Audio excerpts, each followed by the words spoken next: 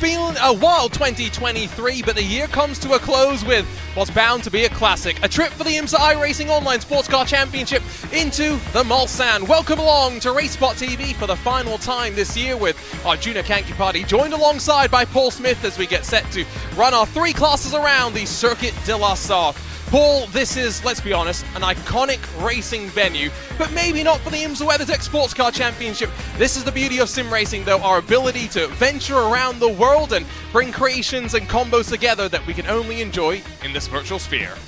Yeah, but of all the places that you want to come with multi-class racing, this is the venue that everyone wants to race at. It's a historic venue, home of a 24-hour race, which we're not allowed to mention the name of, but everybody knows what it is, and it is absolutely fantastic that we're here. Here's a look at the schedule. Of course, we're really looking forward to chaos to open up 2024 as we see the three classes hit the streets of Long Beach on January the 5th, and after that Watkins Glen and then Daytona, before the second half of the season starts with what is maybe the most unusual of the tracks in the Nürburgring Nordschleife, but what is bound to be fun. And what an exciting schedule this all includes, but let's be real, a lot of these drivers, Paul, they'll be focused up towards Daytona International Speedway and the run up towards the iRacing Daytona 24. That's going to be a fantastic event, is that one? I'm certainly looking forward to that. The Nordschleife, though, that takes me back, harkens me back to the old series, the World Sports Car Series, with the Group C cars going around that fantastic venue. So it'd be great to see these modern cars around there. It's one of those combos where I think we're going to have to see how it goes. Traffic at that track not going to be so important. Traffic maybe not that important here as well. Quick look at the classes if you're joining us for the first time. All four of the cars that competed in the 2023 IMSA WeatherTech Sports Car Championships GTP class are available on iRacing. The LMP2, of course, sees the Spec Dallara P217, and in the GTDs, the field has been joined by the Audi R8 LMS Evo 2 in the most recent of the iRacing builds to round out what is a really stacked class of sports car machinery. But Paul, let's talk about this track, because we all know it, we all love it, but it's one of those tracks which I think many have yet to really master. Yeah, you got that run out of the start into the Dunlop curve, and then through the chicane, through the S's towards Tête Rouge, and then you go down, thunder down the Mulsanne straight towards the two chicanes, and then Mulsanne corner itself. Then possibly one of the fastest points of the track into Indianapolis, which catches out so many people. Arnage corner, it's one of the slowest corners on the track. It always catches somebody locking a brake, going deep into there, and then the fantastic, great, one of the best additions to this track, the Porsche curves as we head towards the end of the lap at the Ford chicane. It's an iconic venue, and it's one that I've yet to go to. I would love to come here. Yeah.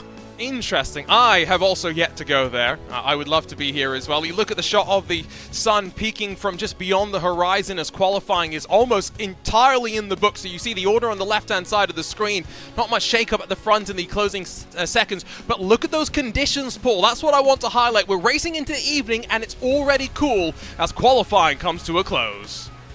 These drivers will be glad that it's been cool, because some of the other races throughout this week have been really toasty hot out there on track, but today, nice and cool. Well, we're ready to rumble then for the final time, not just for Friday night prime time, but here on RaceSpotTV in what has been a hectic calendar year. It will start in earnest, of course, in just a handful of days' time, but let's run you down to the starting grid to see how they'll line up for this final race of the iRacing IMSA Online Sports Car Championship this year. It will be Jari Lehtinen in the race clutch machine, a 318.118, good enough for him to get to the green first, but look at the rest of the margins. Pablo Lazar, new recruit for the Movano sim racing team, is just 29 thousandths off.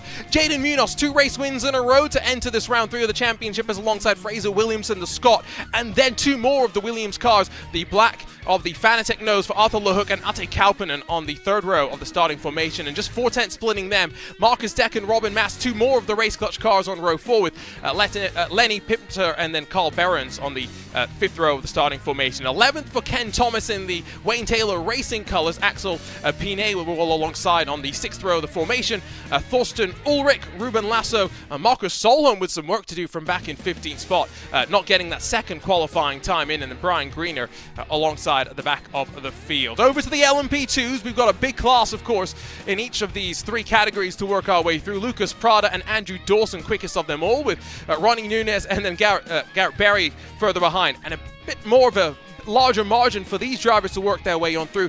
Cash Patel and then Wayne Bork on the 3rd row of the starting lineup, with 7th going the way of Dylan Bittman. Dan East for the Hydro Race Geodesic Racing team is alongside, with Andre Svorkin and then Casper Umalen alongside him.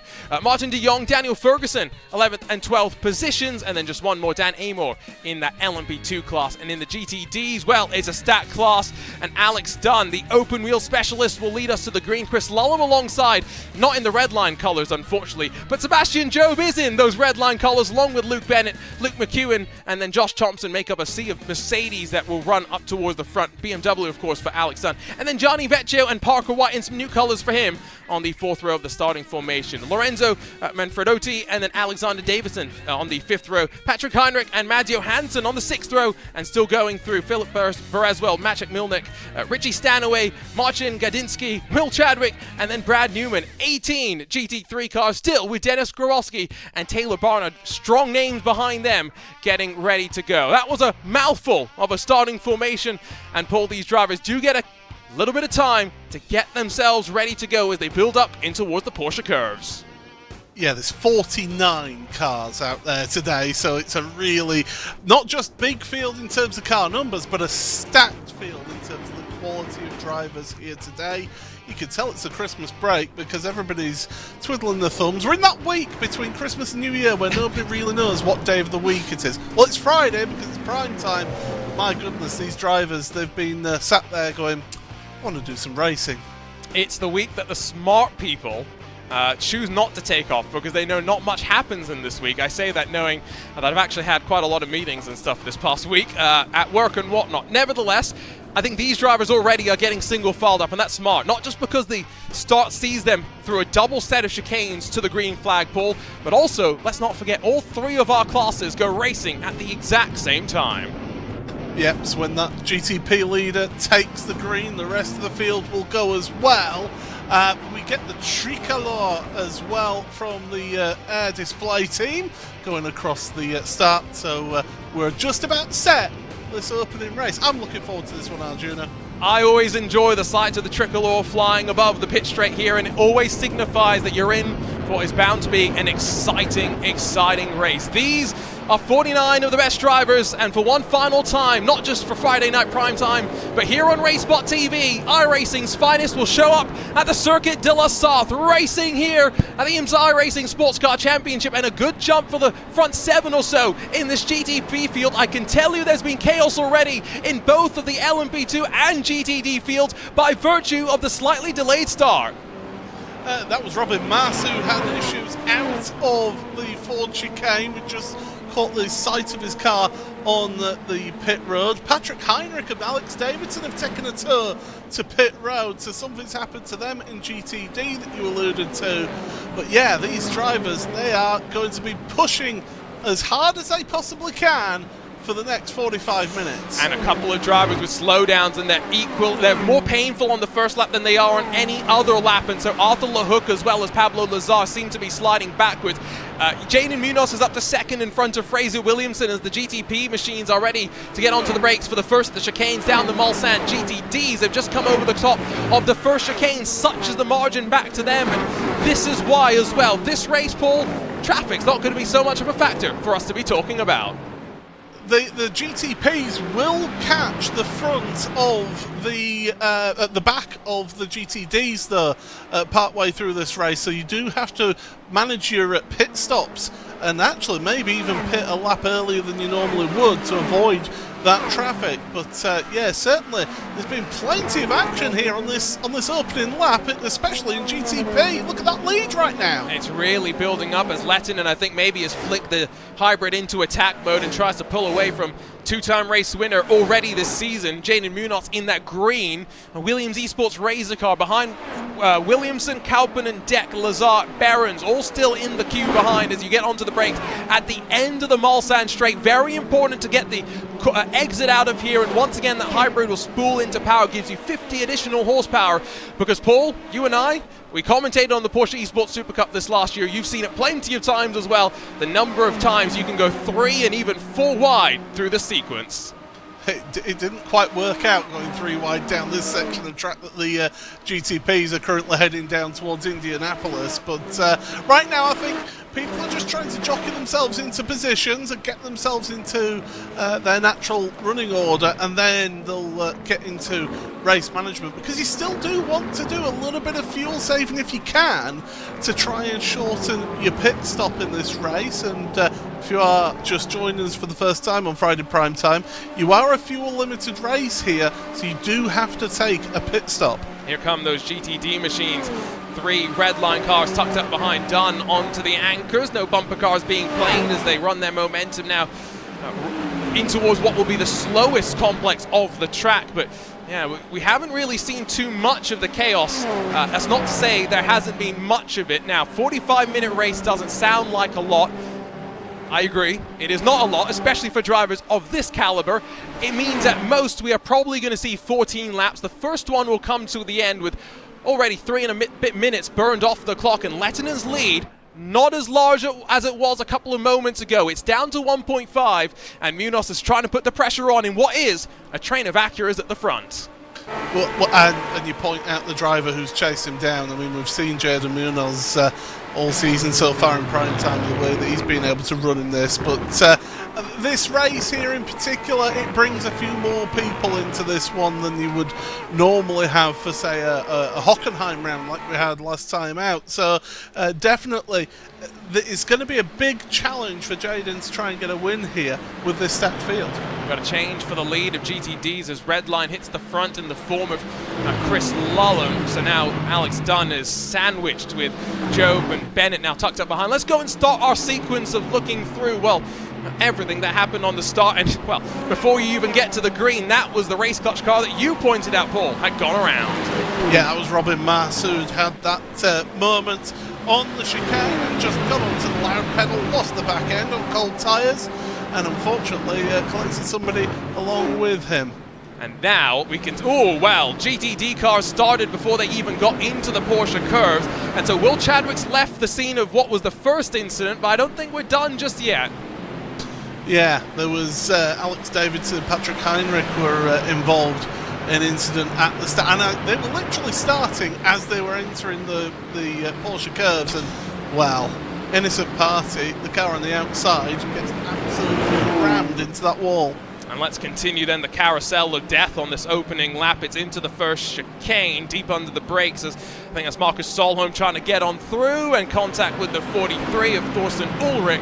And Ruben Lasso, I think the other car that got mixed up in that. That's just a handful of the incidents that we've seen on this opening lap. GTDs will come to the end of their first lap out of Tetra Rouge once again on towards the Mulsanne.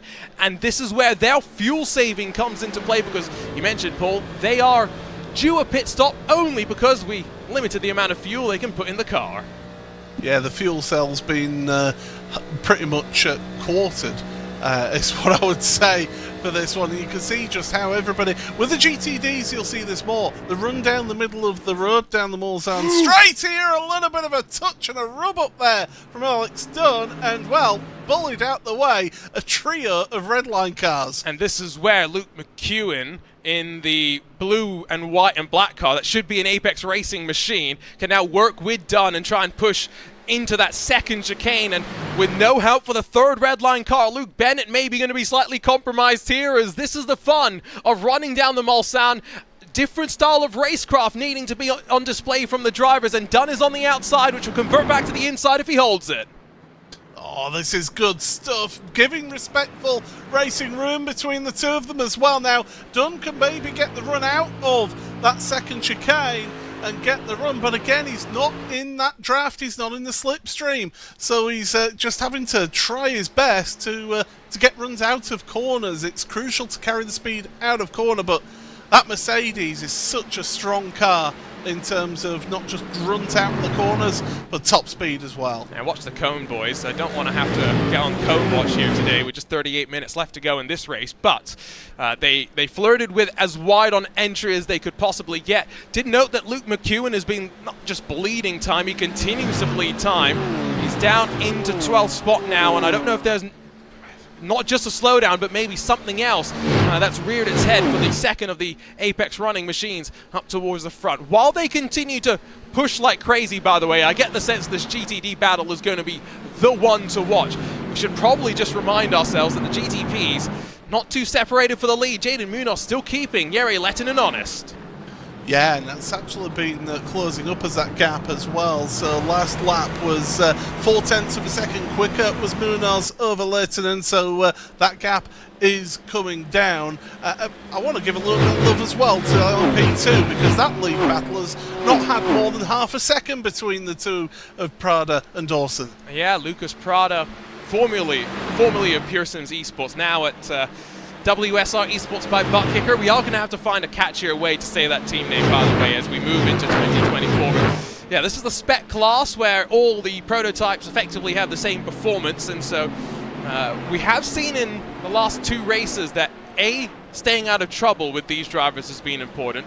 B, fuel mileage is going to be somewhat important as well, so going to be curious to see, given that the margin to third on back is not that far either, Paul, how they play this all out.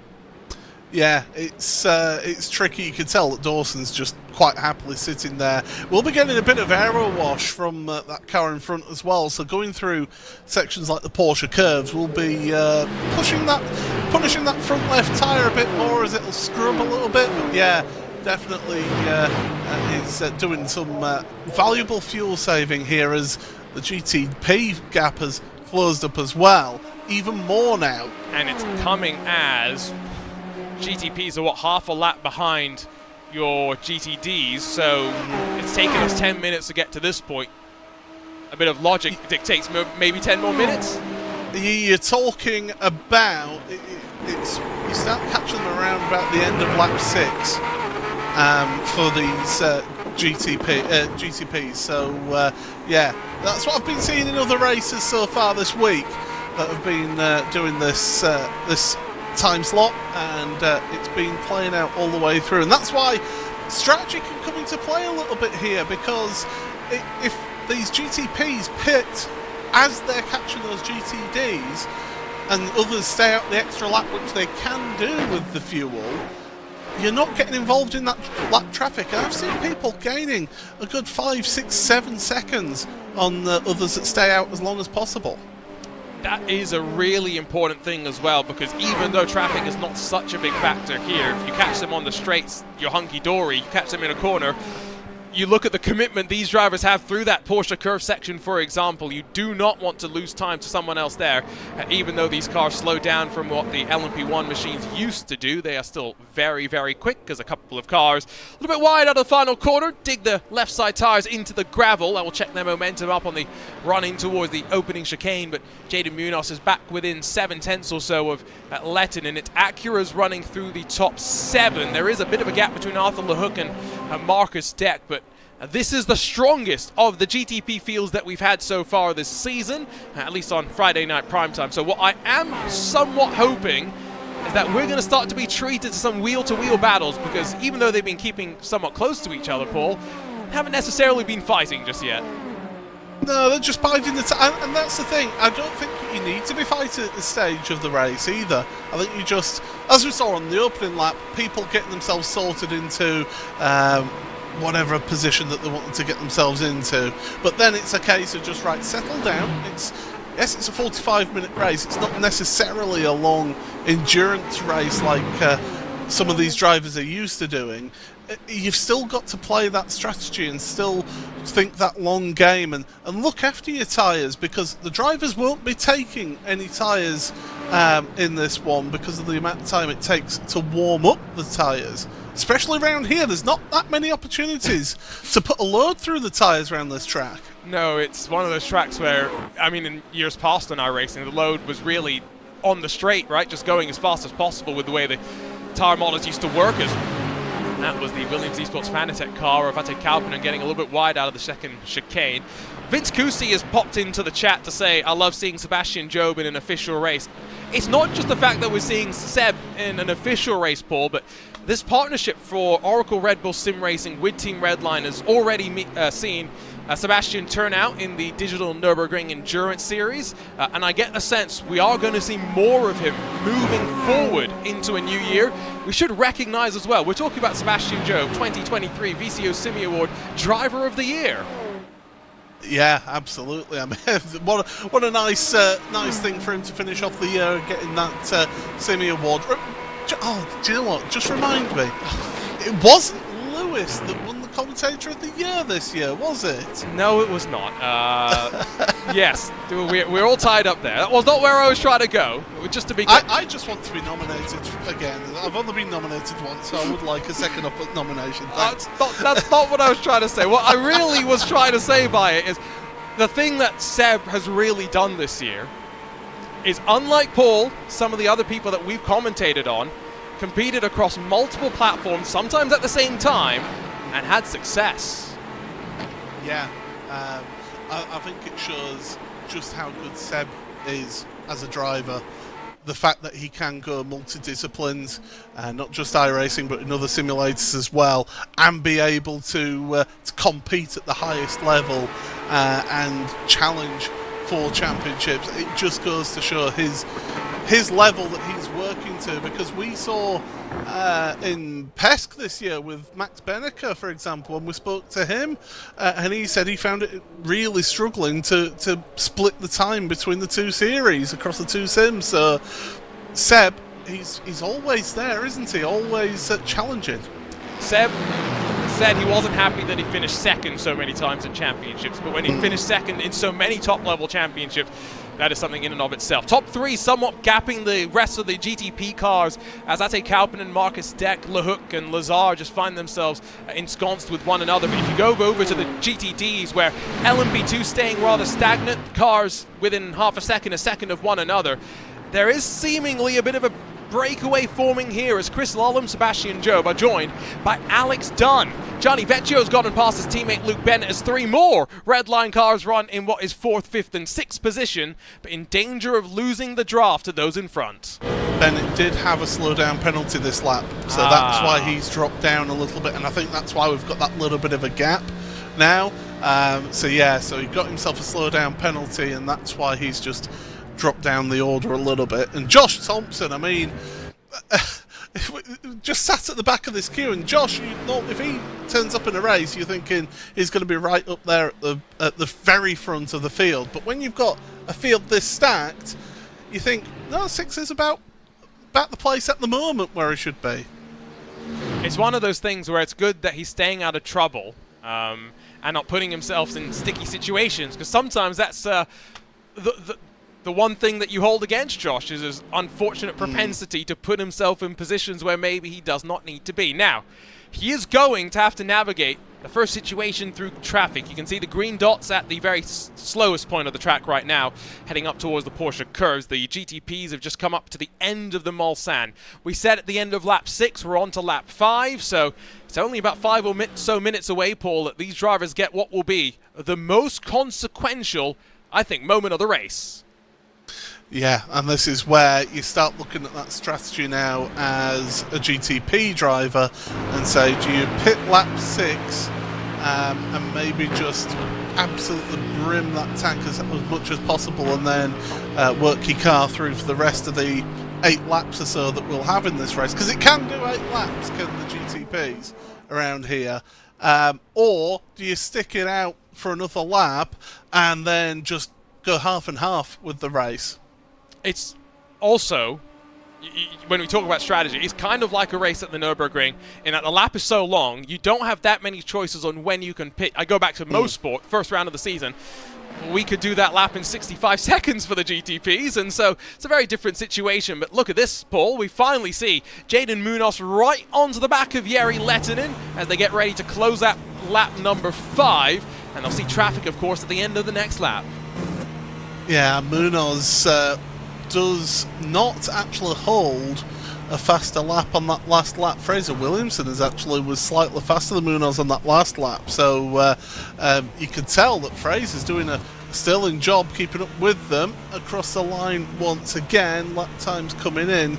20.0 for Leighton and 20.1 for Munoz, 19.9 for Williamson, so Williamson's closing up to them as well. Yeah, I wonder what Fraser's muttering behind the wheel right now. I'm going to get to it. You can't understand anything he's muttering, but you know, there are sounds coming out. Well, you might not be able to understand it. Can you understand it? With a translator? I work on a phone line that deals with Scottish customers, so I have to understand them. That is, yes. Poor Movano, they're not going to send me a shirt. I was throwing slander Marcus Hamilton's way last week for using a Smurf account, and now I'm throwing shade the way of poor Fraser, who's done nothing but be in this race. There's traffic, you'll see. I think that's Brad Newman in the BMW that's going to get past first, and then we'll start to cycle our way past a handful more. Marcin Gadiński included in there, as well as Munoz fires it up the inside of that BMW. Wasn't hanging around there, that's for sure. And look, he's right on the gearbox now of Leighton, and just how Leighton got held up just for a tenth or so through that chicane. And that's all you need, and that's how traffic can affect you when you get it at the wrong time. That was a nice little jink past another BMW of Dennis Grabowski, the Altitude Esports car, into that second now chicane. You can see the rest of the cars. They'll probably catch not until after they've gotten out of the braking zone, I would have to assume. That was very wide for both of them on exit. I'm assuming they know more about track limits than I do, and there's no risk of a slowdown, but that did look a little bit risky to me.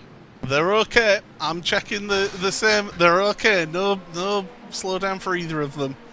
They're pushing the limits, and you have to, though. When you're at this level, you have to push this track to the absolute finite limit as side-by-side action into Mulzar. I think that's Kauppinen under fire as Lazar goes the long way around. Not often that we see Ate Kauppinen in a prototype machine, but he's capable no matter where you stick him. Lazar, first time we've seen him in those Movano colors, going the long way around, and still now Kauppinen being fed the draft of Marcus Deck slightly further down the road. It's going to be neck on entry, and of course they've still got to get onto the brakes into the main part of the corner. Longer way around initially for Lazar. Just enough room left between the two of them, and they're still going to fight on corner exit as it all goes wrong. Oh, you could see that coming. It nips up on the exit there of Indianapolis. The two getting together, and just that little bit of speed carried. And that means that Lazar taking the tow back to pit road. That's his day done. And so as we take a look at it, I mean, they were neck and neck on entry. It started all right. And then what happened on the exit of the corner? It carried a little bit too much speed to allow that space. And yeah, that's what's cost right there. See if we can jump on board with Arthur LeHook, who, well, the top of the car and the compact nature of the cockpit slightly blocks the view, but it was a great avoiding action there from the second of the black-nosed Williams Esports cars to get on through. Jaden Munoz is off to pit lane as we went 3 wide on the run into the final chicane. He's the only GTP to do so, though, as the rest of the contenders to the line and past the traffic. And this is what I was talking about. Do you take that early pit stop, or do you carry on that extra lap? And, well, we're going to see what works out for him. But, yeah, that lap traffic, I don't think he had much choice but to go onto pit road, if I'm honest, with how that traffic was panning out. And that's why I think it was probably a wise call for him to make the call, because he really attacked the pit road entry as well. So, here we go. The GTDs now, I think, for the most part, have been cycled on past. Munoz followed in the end by LeHook. And by a couple more. My suspicion would be, Paul, that if they're taking tyres, it would be maybe 2 at most. Front left, definitely. That takes a hammering around here, does the front left. So if you are going to take a tyre, that's the one that you're going to go for. 24 seconds and counting. This is edging closer to a almost full service sort of a stop. 26.5. Well, it's actually right about half of what a full tank could be. And it is going to be about a 4-second, I think, buffer between Munoz and Deck by the time they both run their way off of pit lane and back up to speed. So we get the first gauntlet throwdown, and I'm guessing that Jere Lehtinen's going to respond this lap immediately and head down to pit lane. They have no choice. They have to come down this lap because of the fuel. It just won't make it another lap. So it was either when Munoz came in then, or this lap as to when you come in with this field. And right now, the thing that's going in Lettinen's advantage right now is that he has cleared that traffic, and he's now just clean air. That's what he needed. It's just how that traffic ran out through the Dunlop curves and the S's as well, how much that slowed him down there. Let's give some love back to the LMP2 leaders, because still Andrew Dawson is, well, I think playing the cars perfectly in terms of saving fuel, staying in the draft, and keeping close to Lucas Prada, all as they pull away from Ronnie Nunez behind. They've got some of the GTP cars that have just come out of pit lane working their way on through as well, so it is going to feed some draft to the both of them, give them a little bit more of a slingshot. But yeah, I think this is going to be a major undercut coming from Dawson to propel him into the lead through the pit stop cycle. You could hear that lift and coast then that Dawson was doing into that first chicane on the Mulsanne straight. And it's just that tactic that you need to do, just bleed off the throttle. These prototypes, though, when they go over the hump in the crown in the middle of the road, they're scraping on the floor. So that's why you see them just darting across the road rather than gradually doing it. And you want to minimise that scraping on the road there, because that will slow your car down. At least we don't have to worry about our cars going airborne, though. Yes, that is true. That was only a specific couple of cars as well. It's not like it's a major it was factor. The Mercedes, yeah. You said it, not me. I still want Mercedes shirts if they want to send me any. But it's a point of history. It is what it is. It wasn't the only car that ever has flipped. No, that is very true. They're the ones that I think most people will remember, though.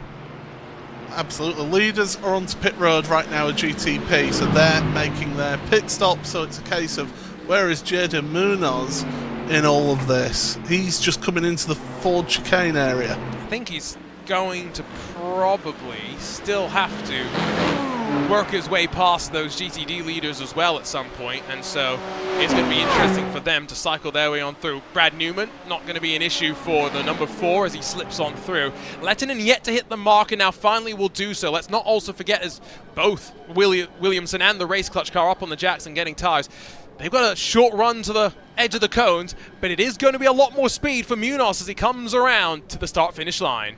GTD are also onto pit road for their stop. It's a veritable pit party right now. Here's Munoz then, we're on board with. Where's he going to come out?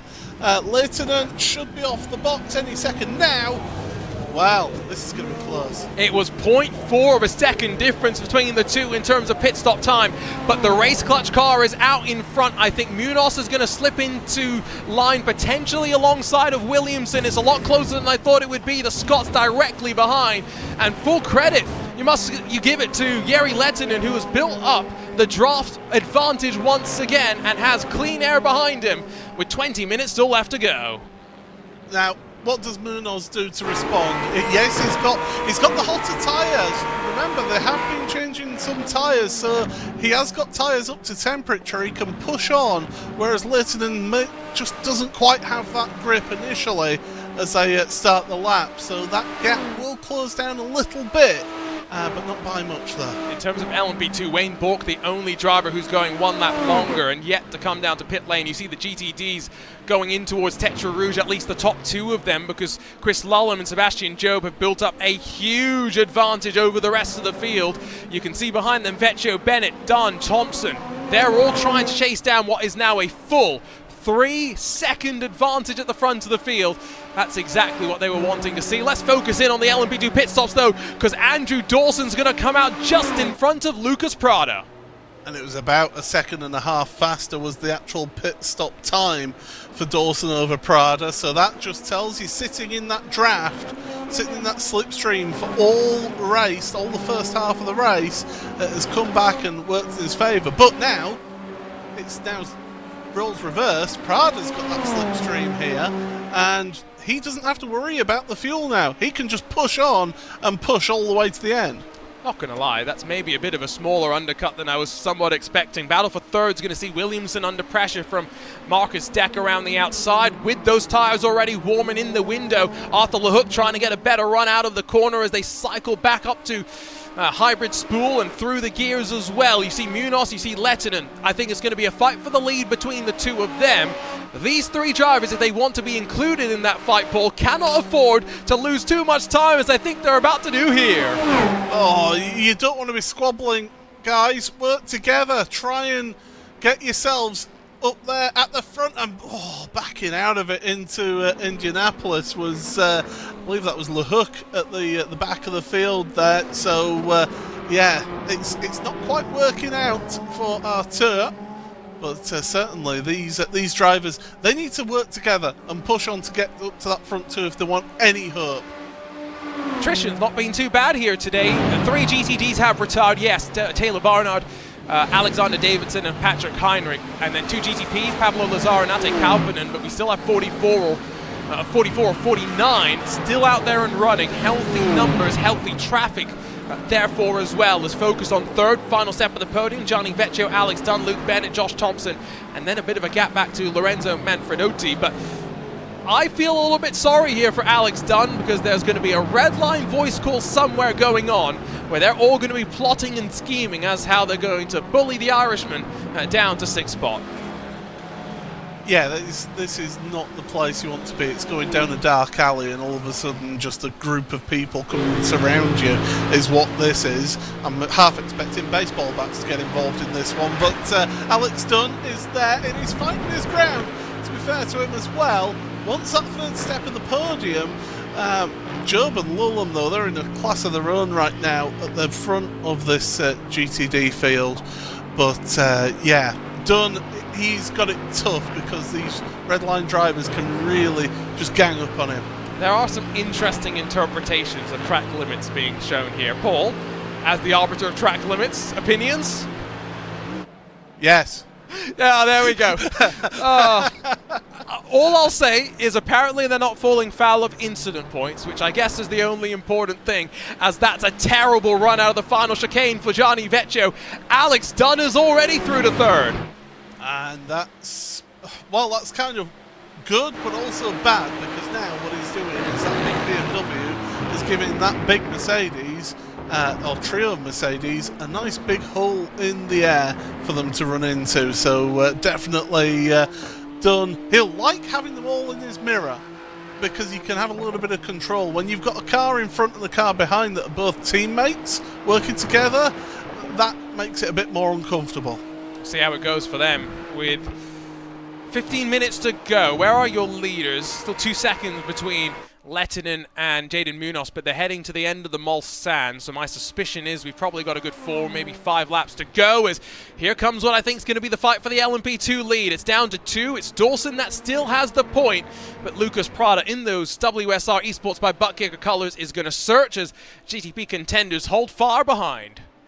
Yeah, they're having to pick the time. And this is the thing, the gap in pace isn't actually that much different between GTP and LMP2, which is, I like to see that, don't get me wrong, but Lucas Prada being basically gifting that space to the GTP to come through and steal a bit of draft now.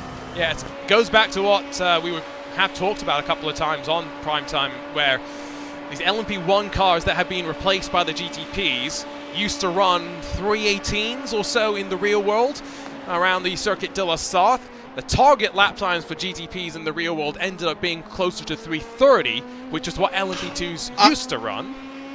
I was about to point something out, but then I realised that he was one of the drivers who's fallen down. Pablo Lasers just got himself a black flag. What's he done? No idea. Might be a pit lane. Something to do with pit lane, perhaps. Now, didn't I just say that he had retired? Yeah. I'm pretty sure I had, so maybe there's something to do with that. I just saw it pop up, and I'm like, hang on a second, but there we go. Well, I'm glad that you brought it up, though, because we are heading into Paul, only a couple of days away from the new year. We're heading into silly season. Yes. Well, hasn't silly season already started, though? Silly season in sim racing is just a mental state of mind. We're always in silly season. We're getting more and more professional, right? In that, I don't think we're ever going to be like the Premier League. We're never going to be like football, where we'll have transfer windows and you can't really move outside of that. But we are getting to the point where, you know, competitions have slid themselves into defined windows, and so contracts are sort of built around that, and so you do kind of know that there's going to be certain points around the year where there's more movement than others. But yeah, Pablo Lazar's over to Movano along with 2 other drivers from Obsidian. Of course, Sebastian Job, Freddie Rasmussen, Cooper Webster, they'll all be in the Red Bull colors. The Apex Racing Academy have just announced a whole bunch of new drivers that will join them, as Alex Dunn's looking in the rearview mirrors, but fortunately not for a move. So yeah, we're probably already in silly season, to be fair. I will say one thing that is slightly triggering me is the number boards on the red line cars, but that's just me. Oh, you mean the fact that they don't all have the IMSA ones and they don't actually have the number because they've got the wrong template selected in the iRacing paint shop as well? Yes. Yes. Red line, you owe me a shirt, by the way. I'm saying that right now. For the paint issues that we've had in special events for 2023. And we'll get this fixed as well. Don't worry, just DM me at the cost of 1 shirt.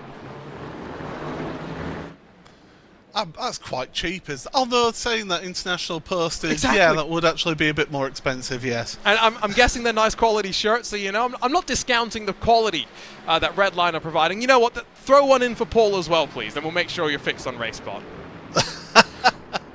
Vince Cousi's getting a hoodie and a shirt from Red Line. What?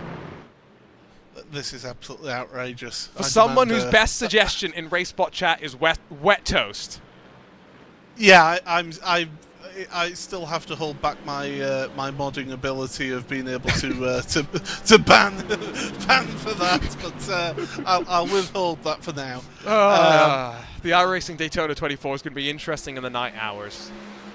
Oh, it's going to be fantastic. I'm really looking forward to the iRacing Daytona 24 hours. It's one of the best special events that we have here on the service, and you just look at the sheer numbers of people that you get competing in, especially in Daytona. It's one of the biggest events of the year, and you don't get that elsewhere. Nope. Because elsewhere they get sort of hidden behind paywalls and well, you've got to be members of teams and you've got to be a professional, and we'll only invite this many teams. Not naming any names of series, but everything's got their place. Yes, but yes, no, absolutely. Yes, I think there absolutely does. Yeah, there is nothing like the iRacing Daytona 24, where whether your name is Tony Kanaan, Lando Norris, or it's Arjuna Kankipati and Paul Smith, 2 nobodies. Let's be honest. You have the same experience. You enjoy the same things. And sure, you may have different equipment behind the scenes, but fundamentally, you're doing the same thing. And so, doesn't matter what split you're in. Doesn't matter what car you're in. Every race matters in the iRacing Daytona 24. I think we had 16,000 people this year. Yeah. So, hoping for even more next year. Look at the traffic that the GTD's having to deal with in their battle, because they're all fighting and they've got traffic coming through here. That is not going to help them with the 24 of Robin Mass trying to recover from all of this. But yeah, this that we've been keeping an eye on has certainly been simmering along. I expect it to really heat up with about 3 minutes to go in this race. But you know, speaking of iRacing special events, we were talking beforehand. I'm a podium finisher in an iRacing special event in Top Split. Yeah, no. It's one of those things where you get exposed as well to so many different forms of motorsport on the iRacing special event. You and I, we both love the Nürburgring 24 hours where you got your podium, but I never would have. I love rallycross. I grew up watching 2 things in Singapore because it was the only things you could get on TV. Formula 1, with Steve Slater as my commentator. I still remember him, as the LMP2 leaders, by the way, are still battling as well. We're not discounting the fighting that's happening on track. They're just not putting too much wheel-to-wheel action together just yet.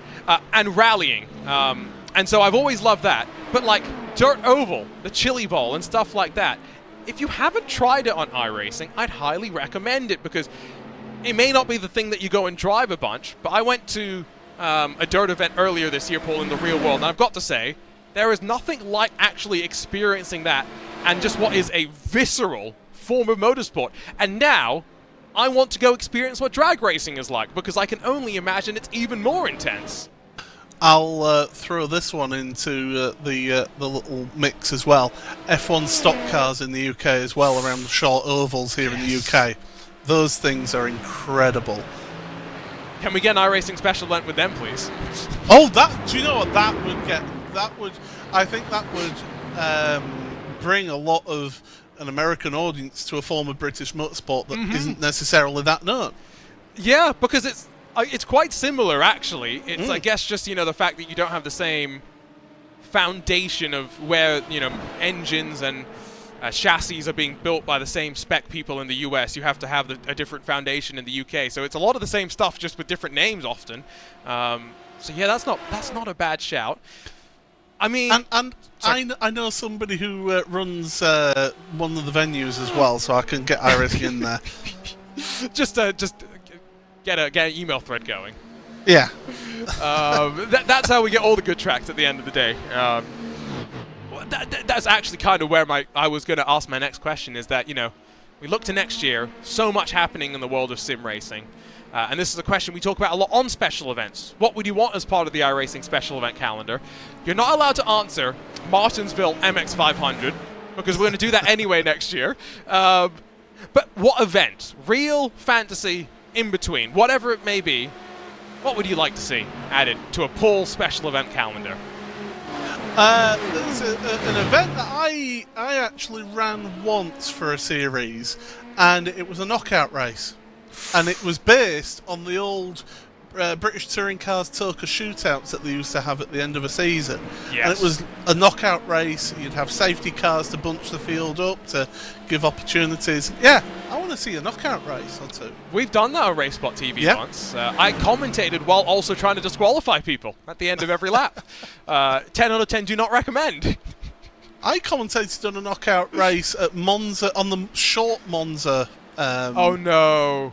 On the short Monza one with the skippies. No. I can only imagine what that was like. And not a second of rest was had. We do have the lead for GTP, by the way. What we've been keeping a close eye with these GTDs, where they've been holding honest, keeping each other within touching distance. But Jaden Munoz has brought down the gap to Jari Lehtinen. The second Acura in the queue, of course, seems to be maybe a little bit better on the longer run. Maybe has had a bit more luck with the traffic. Whatever the case may be, 6 minutes are left on the clock. Paul, I think that means they've got 2.5, including the lap they're on, laps still left to go. Yeah, and Munoz on that last lap was, a 19.8 compared to a 20.5, so he's found some pace from somewhere and is really rocketing up to the back of Lehtinen. That almost sounds like a little half mistake, doesn't it? Maybe a little bit of a snatched break or something from Lehtinen on that last lap to gain that sort of time. Fraser Williamson's just looking on in the background going, I'm here, guys, I'm here. But these two have just been able to pull away from the rest of the field in the second half of the race. Yeah, these two definitely look like the class of the field. We were getting the words, of course, in YouTube chat a week ago during Friday Night Primetime, as Munoz was winning at the Hockenheim Ring, that this is one of his favorite tracks. It's where he was kind of expected to dominate and run away at the front. So it's been refreshing to see that Lehtinen's kept him honest. Now the question will be closing stages. How close are they going to fight? Because already down into the slower section of the track, gaps open back up to almost 1.5 seconds again. And, you look at those conditions. It's something that you had briefly mentioned before, but dynamic weather systems are at play here on iRacing. There's a race every 2 hours that you can join in this IMSA iRacing series. Paul, today's race, and the one that we're watching at least here, relatively cool compared to the average, it would seem. Yeah, I mean, one race that I was actually spotting for somebody, it was 35 degrees track temperature, so the drivers will have loved to see it turn up into the sim and seeing that temperature, because they know, right, I can really push on. Oh, now, this is a bit of traffic for your leading GTP that you didn't want on the exit of Porsche curves. And so into that final set of chicanes, Munoz is close enough to have a look. Lehtinen covers the inside. It's all going to be about how they get out of this final corner. If they touch the curves too aggressively, A, it's a slowdown, B, it unsettles what is a very stiff aerodynamic platform. They both navigate through safely, though. 4 minutes left to go, 2 laps left at the Circuit de la Sarthe, and that margin down to 0.4 seconds. And traffic at the wrong time has just come to bite, and the thing is, they are going to be catching now the rest of that GTD field. So these leaders here, they have got a bit of work to do towards the end of this race. Just a little bit of admin here. Chris Lulham got a slowdown penalty, and that's why there's been a change in the leader GTD. And that is actually very, very important, because Chris Lulham getting a slowdown has put Alex Dunn within 2 or 3 tenths of getting back into the draft with what will be a lap to go at the line. Well, okay, is it going to be a lap to go at the line, Paul? Because yes. Oh, it is, because these drivers are going to get past. The GTPs will overlap the GTDs one more time. Yes, they will, yeah. Okay. I wasn't sure about that. I wasn't confident. Well, I'm calling it anyway. Okay, if you're wrong, we won't mention it. We'll slip past at the end of the race. Whatever the case may be, though, if Gianni Vecchio doesn't fight with Dunn, there is a very real possibility here that there's a fight, maybe not for the lead. Sebastian Jobe may have enough of an advantage here, but Chris Lulham could come under fire very, very quickly. Yeah, and again, those GTDs just looking to the middle of the road, looking to the crown of the road. Oh, and bump drafting us. They've got lap traffic coming past them as well. Oh, it's all fun and games here at Circuit de la Sarthe, and well, if we get a finish that was exciting as the Pesk race earlier this year, then we're in for an absolute cracker. I was going to say, based on the Pesk race, we don't want to see them bump drafting too much more, because we know how it's going to end. Back over to the GTP leaders for a moment, because as Munoz is now still holding around half a second back from Lettinen's race clutch machine. Dunn stopped. On my timing screen, he's stopped. Oh, he's had a big one too. That's it. Oh, Naj is that. That is... I have a funny feeling he may have been assisted. I get the sense of the position of the car. I get the sense as well, based on the tyre tracks, that he had something happen before he ended up on that side of the track. So we will have to go back and take a look. Whatever the case may be, it means Gianni Vecchio now no chance really of catching Chris Lulham. It is going to be red line 1, 2, 3, 4, and wait for it, 5 as well. That will be a great way for them to close out a blockbuster year. And of course, just winning the 2023 IMSA Esports Global Championship in the GTD class a handful of weeks ago, we can focus, Paul, on GTPs to the very end.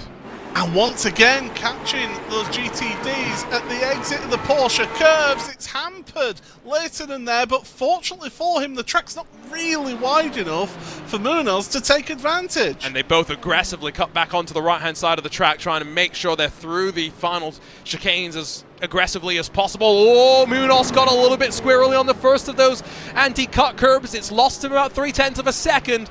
He'll have the opportunity to close it back once again. One more lap to go, though, here at the Circuit de la Sarthe. Let's go back in time and take a look at what happened to Alex Dunn. Yeah, so here we are then. Dunn's coming through. He's got some lap traffic there going into Arnage. Oh, that's a bit ambitious. That's very ambitious from that LMP2. And Alex Dunn was an innocent party in that. Did he smash the wall? No. You know, so I felt like he had, and so maybe I'd slightly misjudged it. We'll go and grab another look at it as onto Tetra Rouge come the GTP contenders, but we'll ride on board with Gianni Vecchio, who would have had a great view of all of this tucked in behind the Irishman. So you can look at it out of Indianapolis into Arnage, and the LMP2, it just locks up its rears, back end goes, and there's a passenger at that point, and whoa, so close. But yeah, Dunn kept it out the wall. Impressive stuff, I've got to say. Here we go, first chicane. Munoz 1.3 back from Lettinen, and he's going to have to close a whole bunch of time, and there is still some traffic left to come. There's the... I mean, if Redline wants to take a picture, take it right now, because 1, 2, 3, 4, 5, it doesn't get much better than this. I don't know if Munoz has enough time, though, to get back up to the lead and make a pass happen. He needs help from the traffic, and the problem is that they're getting to the front of those GTDs. They may get to the back of the LMP2s by the end of the lap, though, so that could possibly come into to play. Not wrong. It's close margins in terms of traffic. To the end of the Mulsanne, they will come, they'll get onto the brakes, and as they do so, let's take a look at what's happened to Maciek Milnek in that Netrex Grand Prix at BMW M4. Oh, it's contact with one of the Mavanos who's being chased down by a Williams eSports car, so that might have been Fraser Williamson, and that is a BMW, much worse for the wear. A little bit lighter though, but yeah, we'll be hampered aerodynamically. And look at that gap now. This is how traffic is really hampering Munoz. One little mistake, and look at how Littinen's been able to pull away here. Well, that's how multi-class racing goes. The traffic will give and the traffic will take, and as much as you want to believe it will be an equal measure, it's never quite going to work out that way. It's 2 seconds between first and second to the slowest part of the track, and now just the Porsche curves left to navigate for Jari Lehtinen, and I don't think that LMP2 queue in front of him is going to be too much of a concern. Arthur LeHook and Fraser Williamson, though, 4 tenths between them, and still with one more GTT to pick their way through. Yeah, this is still pretty close for third place, and Arthur trying everything, but getting towards the end of the lap, and the opportunities aren't really there unless Williamson gets stuck behind some traffic, but that won't be the case here. You can just see how committed they have to be as well. This is where all those compromises you make for a lack of top-end speed are rewarded with the ability just to slingshot your way through the corners. At the end of the day, it's going to be 5 cars split by 6 seconds or so in what has been a wild 45 minutes to close out Friday night primetime. It's Jari Lehtinen, it's Race Clutch, victorious at the Circuit de la Sarthe in the IMSA iRacing Online Sports Car Championship. 7 tenths clear at the end from Jaden Munoz, with Fraser Williamson, Arthur LeHook, and then Marcus Deck, the rest of your top 5. The beauty of the Circuit de la Sarthe is you always get a bit of a wait before the rest of the winners get their way to the checkered flag, and while the LMP2 still have a ways to run, it's Sebastian Job, victorious for the first time in his new colours as he wins in the Team Redline Mercedes AMG GT3 machine. And what a display from Team Redline as well to get that 1, 2, 3, 4, 5. Yeah, great stuff from them to work their way through. Prada and Dawson, they've got about a second between the two of them at the head of LMP2. So it's not really close enough for Prada to make any moves. But we have still got battling going on in your LMP2s. That's Kash Patel and Dylan Bittman. Yeah, it's not to say you don't have the possibility for fighting on these final laps of the race, and you always have the possibility to have incidents before the final lap of the race and to make your way across the line in reverse, as that's Marcus Solholm that sees 2023 end in reverse. You know, in real life, that would get you called in front of the stewards. Would you get disqualified for it, though? Well, I don't know if you'd necessarily get disqualified. You get chastised for it, yes. Yeah. Should we find out why that happened? Yes, let's do, because we've got to wait another bit of a lap. Here we go, into the Ford chicane. I'm going to guess that it's a curb or a... Oh, that's a ambitious move and a half, is that one. What I would say is that if you are the race director, you're probably going to... Oh, no. Oh, no. Yeah. You're going to sympathise with Marcus Solholm for reversing, even if you are going to give him a bit of a slap of the wrist for doing so. Yeah, that was, to use a Ronism, suboptimal. Clumsy. That was fun. That was a fun way to end the season, though. Jaden Munoz pops into the chat, says Jari did a very good job. Gotta say, they both did a good job to keep calm through all of that traffic, to put on a show at the front. And in a race, Paul, where for the first time this season, we haven't seen too much chaos and carnage amongst all of those traffic interactions. Yeah, it's almost like this track is designed for multi-class racing, but here's your LMP2 leaders heading to the line. And it was closer than maybe we thought it would be. 6 tenths between them with Dawson's fuel-saving gambits, the strategy that comes out on top. 6 tenths, the margin back to Lucas Prada, but it's Andrew Dawson that is the winner at the Circuit de la Sarthe, and, well, now we get a bit of a wait for those final drivers to cross the line as well. Kash Patel just in front of Dylan Bittman. Wayne Bork just in front of Daniel Ferguson. And we've just had a swap around as Garrett Barry has jumped in front of Casper Ullman in the closing stages to grab the final spot of the top 10, as maybe there's a driver that's running a little bit short on fuel to the end of this race. Yes, the fact that they're going around in neutral just tells you that this is definitely run out. Oh, please say that they can make it, because it is slightly... I think they have got just enough fuel. They're trying to kick it into gear. Here we go. We can't get official race results until this is finished, by the way. So this is... Get it in neutral, Casper. What gear is it in? It's in... It's in first. Get it in neutral. He's going to have to shortcut the chicane here. It doesn't matter. There's no one behind him to lose positions to in terms of being on the same lap. So take the slowdown penalty. No. Come on, Casper, you can do it. Oh, no. It's dead. No! Oh, that's heartbreaking. I don't think he's the only driver, by the way, that did that. Robin Mass, I think, is also going to be classified as a DNF. Let's go look at some race results, hopefully grab a chat with some of the drivers to close out the year. But it's 1.7 seconds, the margin between the Race Clutch and the Williams Esports machines. It was a sea of Acuras at the front. Lettinen, Munoz, Williamson, LeHook, Deck, Axel Pinet, and then the first of the Cadillacs, Carl Behrens in front of Ken Thomas, and then Lenny Pippenter and Brian Greener. Within a minute of your race winner at the end, and all, of course, on the leading lap, as could be said for Thorsten Ulrich, Ruben Lasso, and Marcus Solholm, who finished in reverse. 1 lap down for Robin Mass, Pablo Lazar 5 laps down, and Atte Kalpanen 7 laps down for him, unfortunately.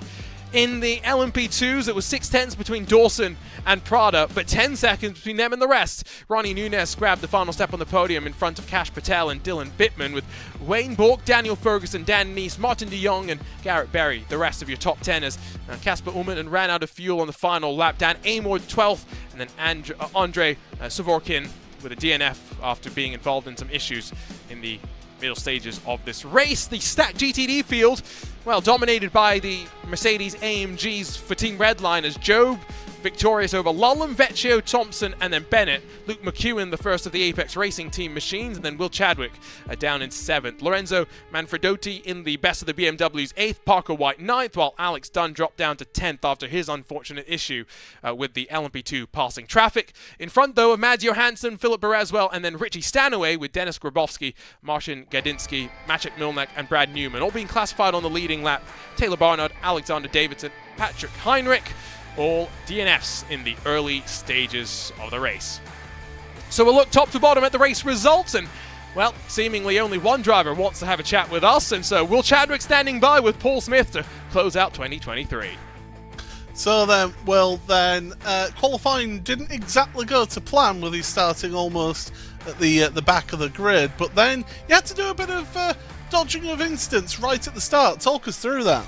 Oh yeah, we went quite, I think we didn't really anticipate the green very well, because in these sorts of classes the green goes a lot later, and if you don't kind of preempt that a bit, the back of the pack can start to check up, and there was a crash involving several cars in near the wall, so I took to the grass. I just tried to avoid it, and thankfully I came away unscathed. But you've been able to work your way through the field in this race, getting 7th place overall. When you consider the calibre of drivers that were in front of you for position, that's not a bad result, really, considering where you started. Yeah, I mean, you look at all the names in front of me; they're all World Championship calibre drivers. So it was a good race. I'm really happy to be able to come from 17th to 7th, and I think that considering how qualifying went with the off-track, I can't really complain at doing that in this sort of calibre of field. It's been a big 2023 for yourself. Next year then, any plans or any goals that you're setting yourself? Well, I'm currently not tied to any team or anything, so no plans on doing Daytona or any of the special events, or as much as I'd want to do. I think for myself, just as a goal, just keep improving and see where I can go. I think I've improved a lot this year, especially switching equipment mid-year, as I think anything past that has been pretty good.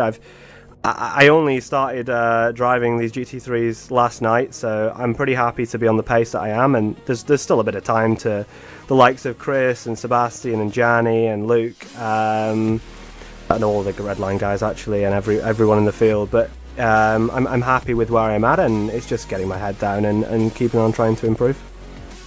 You also forgot to become a star colour commentator on RaceSpotTV as well to that, but, well, congratulations on the year, and all the best for the new year. Thank you very much. Thanks, guys. Always great to chat with Will, and unfortunately, only driver will chat with Paul. What a year it has been in review. So many ups and downs for drivers in the worlds of sim racing across so many different tournaments. As the year comes to a close, what do you look back on and reflect on fondly? I mean, we talked about Daytona, how great that is. What else has been amazing in the past year that we've had in sim racing?